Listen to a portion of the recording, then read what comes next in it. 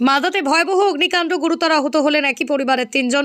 শনিবার গভীর রাতেই মালদার রতুয়া 2 নম্বর ব্লকের সম্বলপুর হরিপুর এক বোবা দিন মজুরের বাড়িতে হঠাৎ আগুন লাগার ঘটনায় ব্যাপক চাঞ্চল্য ছড়ালো এলাকায়।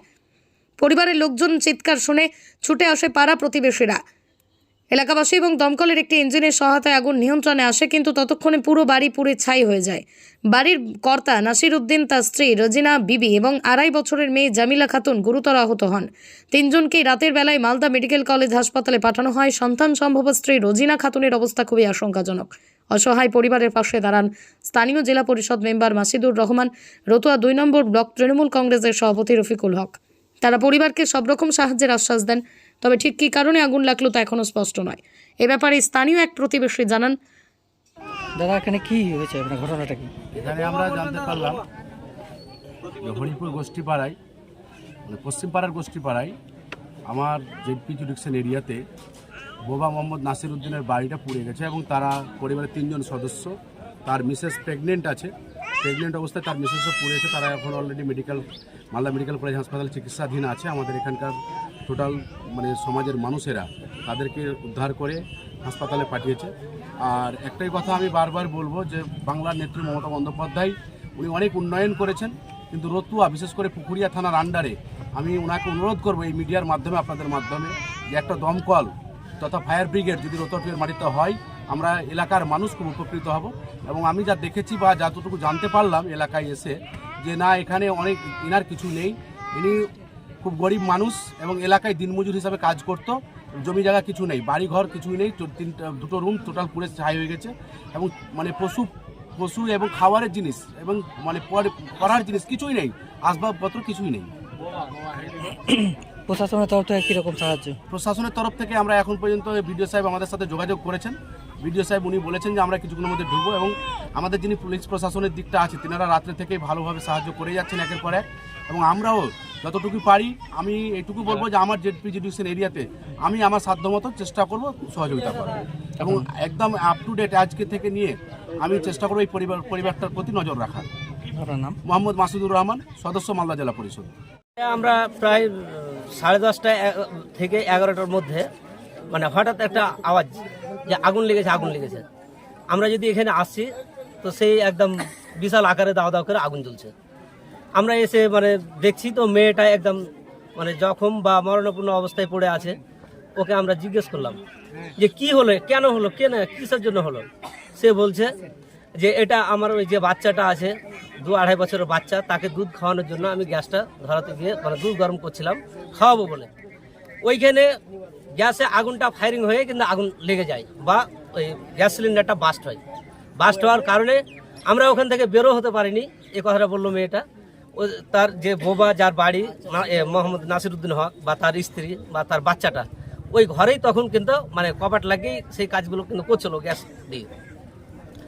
যাই আগুন লাগার পরে তারা মানে খুব মানে কি সিস্টেম হয়েছে নাকি বলে আর দরজা কিন্তু খুলতে পারছিল না, যা মেয়েটার বক্তব্য।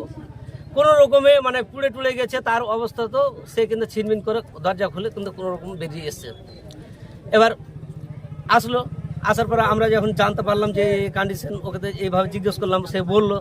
তাকে আমরা যতদূর পারলাম তাকে আগে প্রথম এদিকে সব মার্শাল চালিয়ে যে বাড়িতে যে সব জল খাবার জন্য যে সাবমার্শালগুলো হয়েছে, সাবমার্শালগুলো পাইপ মানে ফিটিং করে কানেকশন করে সব সাবমার্শাল দিয়ে মানে আমরা জলগুলো দিয়ে মানে আগুনটা নিভানো বা বসানোর চেষ্টা করলাম।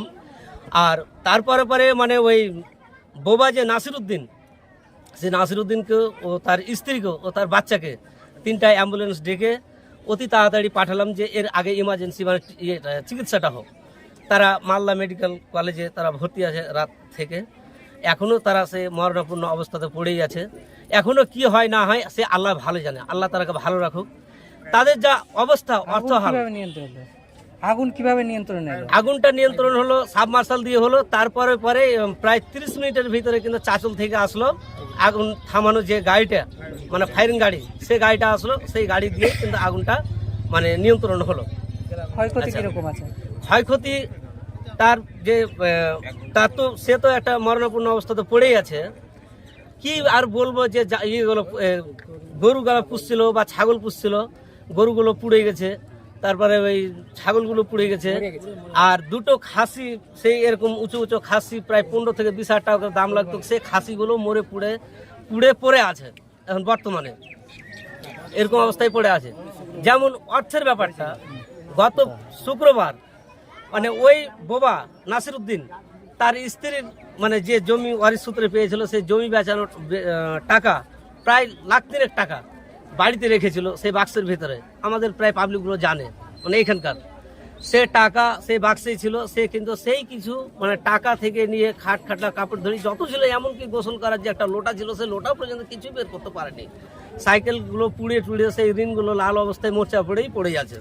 এই এতগুলো ক্ষতি। কাপড় সেলাই করার মেশিন ছিল, সে কর্ম করে খেত, সেই মেশিনটাও পুড়ে গেছে। আর মানে যতগুলো বাড়িতে যে ছিল ইলেকট্রিক ফ্যান থেকে নিয়ে মানে যাবতীয় মানুষ যে বসবাস করে সব কিছুই তার তো হাসমাস হয়ে গেছে। আর বাড়ির যা অবস্থা সেটা তো দেখতেই পাচ্ছেন, বাড়ি মানে ধূলিসাৎ হয়ে গেছে। আপনারা কি চাইছেন? আমরা চাইছি সে লোকটা এখন কিন্তু মরণাপন্ন অবস্থায় পড়ে আছে। প্রথম আগের লোকটার মানে যে ফ্যামিলি 3 জন যে পড়ে আছে মালদা মেডিকেল কলেজে, আমরা সেই মালদা মেডিকেল কলেজে তার সেবা নিয়ে যেন জীবনটা বাঁচে। প্লাস যে অর্থ না হলে তো মানে হবে না, সেও মানে এক ধরনের যে তার বাবা মা মানে নাসিরউদ্দিনের বেঁচে নেই, আর এরকম ওর বাবা মা কেউ নেই। কিন্তু আমরা চাইছি যেই কোনো দিক থেকে, গভর্নমেন্ট থেকে বা যে কোনো কোম্পানি থেকে, যে কোনো মানুষ থেকে, যে কোনো সমাজ থেকে তাদেরকে একটু সেবা দেওয়া হোক বা দান কালেকশন বা বিভিন্ন রকম সহযোগিতার হাত চাইছি, আর সে লোকগুলোকে উদ্ধার করা হোক। প্রশাসনকে জানিয়েছেন আপনারা? আমরা রাত্রে প্রশাসনকে জানিয়েছি, প্রশাসন এসেছিল, যথাযথ প্রশাসন দেখে গেছে বা আমরাকে বলে গেছে আমাদের যতটুকু সহযোগিতার হাত আমরা বাড়িয়ে দেবো। আপনার নাম? আমার নাম আব্দুর রাকিব, ভাগনা হয় একেবারে, আমি প্রতিবেশী বা আমারও বাড়ি এখানে।